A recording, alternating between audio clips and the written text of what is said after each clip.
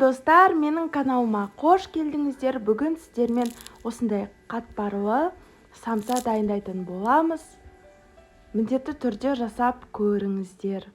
Ыдысымызға 650 грамм ұн, дәміне қарай тұз,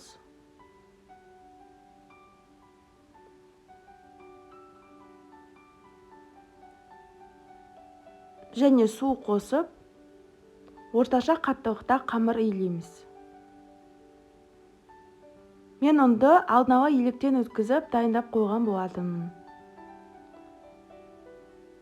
Басында қамырымыз бір-біріне жабыспай, кішкене қаттылау болуы мүмкін, бірақ 7-8 минут илеген кезде бір-біріне жабысып, орташа қаттылықта бізде қамыр иленеді. Мінекей бір-біріне жабысып қамырымыз.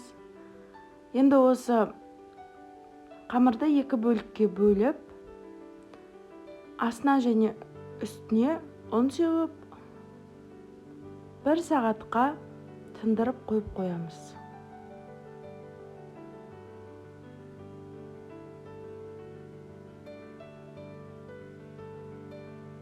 Бір сағат өткеннен кейін бірінші илеген қамырымызды жаямыз.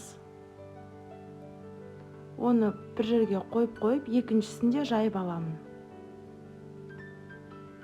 Қамыр илеген кезде өте оңай жайылады.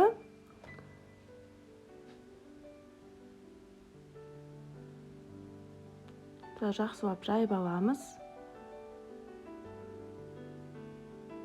Майды осы уақытта қыздырып қойып қоямын. 250 грамм майды қатты отта қойып қойдым.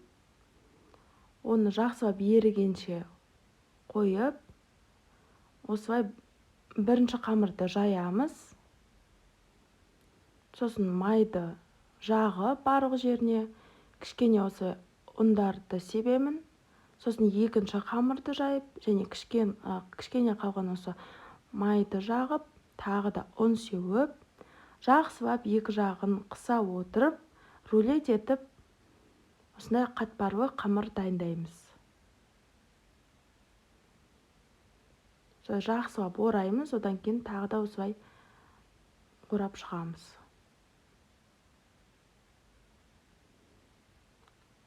Қамырды целлофанға салып, морозильникке 40 минутқа жіберемін. 40 минут өткен соң, қамырды бөліктерге бөліп, осылай ұн сеуіп, барлығын жайып шығамыз. Начинкасы менде фарш, картошка және пияз болды. Начинкасын салып, түйіп самсаларымызды. Бұл уақытта духовканы қыздырып қойдым. Жұмыртқаны араластырып, самсаның барлық беттеріне жағып шығамыз, және соңынан кунжут себуді ұмытпаңыздар. 180 градус қызып тұрған пеште 40-45 минут пісіріп аласыздар. Мінекей өте дәмді, қытырлақ, күшті болып шықты.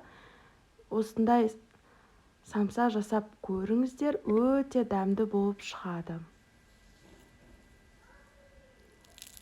Ас болсын.